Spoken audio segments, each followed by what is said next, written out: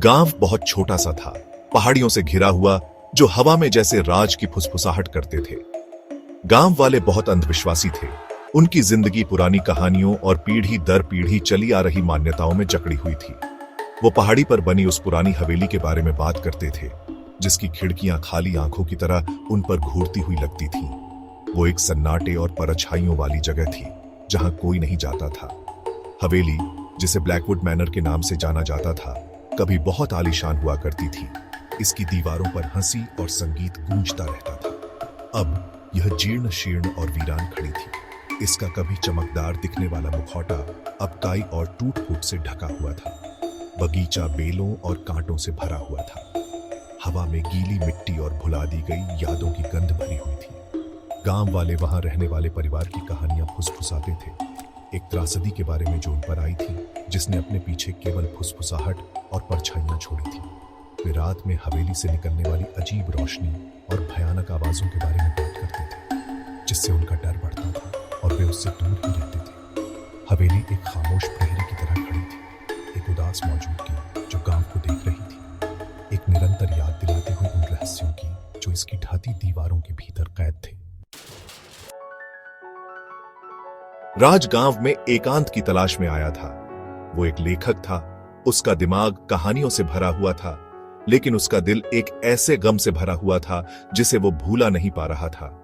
उसने उस पुरानी हवेली ब्लैकवुड मैनर को किराए पर ले लिया था। वो इसके एकांत और उन कहानियों की तरफ खींचा चला आया था जो यह फुसफुसाती हुई लगती थी। वो उन टूटती दीवारों के भीतर एकांत जीवन जीता था। उसके साथ ही बस उसके द्वारा कहानियों में बनाए गए किरदार थे। वो अपना पूरा दिन लिखने में खोया रहता। हवेली का सन्नाटा उसका साथी था। उसके कमरे के बाहर लकड़ी के फर्श के चरमराने और पत्तों के सरसराहट की आवाज ही उसके लिए संगीत थी। रात में वो अंगीठी के पास बैठता। एक अकेला दीपक दीवारों पर टिमटिमाती परछाइयां बना रहा होता और वो उन जीवन की कल्पना करता जो कभी इन कमरों में रहे होंगे।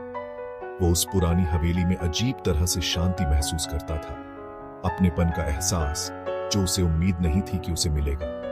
उसने गांव वालों की चेतावनियों पर कोई ध्यान नहीं दिया, उन्हें सिर्फ अंधविश्वास कहकर टाल दिया। उसने अपनी शरण मिल गई थी, एक ऐसी जगह जहां वो दुनिया के शोर और अपने अंदर के तूफान से बच सकता था। उसे क्या पता था कि हवेली में ऐसे राज छिपे हैं जो जल्द ही खुलेंगे और उसे अपनी गहराई में खींच लेंगे।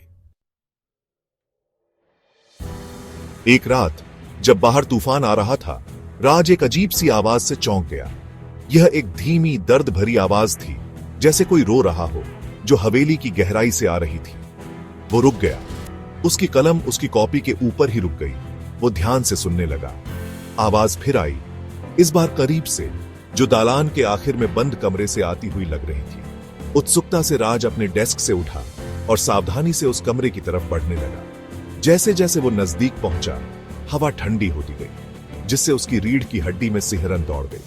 उसने हैंडल घुमाने की कोशिश की, लेकिन वो बंद था। उसने चाबी के छेद से झांका, लेकिन उसे बस अंधेरा ही दिखाई दिया। उसने एक दराज से एक पुरानी जंग लगी चाबी निकाली और धीरे धीरे उसे ताले में लगाया।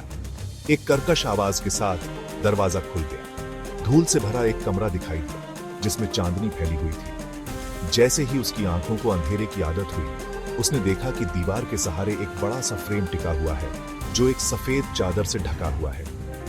वो पास गया और चादर हटाई तो उसमें एक जवान लड़की का चित्र दिखाई दिया।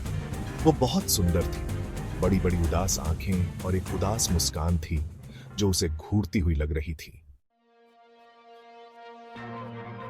तस्वीर में बनी लड़की राज को अजीब तरह से जानी पहचानी लगी, जैसे वो पिछले जन्म का अपना ही अक्स देख रहा हो। जैसे ही वो पेंटिंग को देखता रहा, कमरे में ठंडी हवा का एक झोंका आया और तस्वीर चमकने लगी। फिर उसकी आंखों के सामने तस्वीर में बनी लड़की फ्रेम से बाहर निकल आई। वो पारदर्शी थी, रोशनी और परछाई का एक टिमटिमाता हुआ रूप। उसकी आंखें गहरे दुख से भरी हुई थी। डर हैरानी में बदल गया जब राज ने खुद को तस्वीर वाली लड़की के भूत के सामने पाया। तुम कौन हो? राज ने पूछा। उसकी आवाज फुसफुसाहट से भी कम थी। मैं अन्या हूं, भूत ने जवाब दिया। उसकी आवाज धीमी और रूहानी थी। मैं यहां बहुत समय से फंसी हुई हूं। अन्या की कहानी सामने आई, विश्वासघात और त्रासदी की एक कहानी। उसकी हवेली की दीवारों के भीतर ही हत्या कर दी गई थी। उसकी आत्मा को शांति नहीं मिल पाई थी। अन्या के प्रति दया और एक अजीब से जुड़ाव के साथ राज ने उसकी शांति पाने में मदद करने की कसम खाई। इस तरह उनकी अजीबोगरीब दोस्ती की शुरुआत हुई। अन्या और राज अपने दिन साथ बिताने लगे, कहानियां और राज साझा करने लगे। वो उसकी तरफ खींचा चला गया। उसकी हंसी हवेली के खामोश हॉल में गूंजती थी। उसे सालों में पहली बार जीवंत बना रही थी। उसे विश्वास होने लगा था कि वो अन्या को शांति पाने में मदद कर सकता है। उनका रिश्ता कुछ खास था, किस्मत से बना था।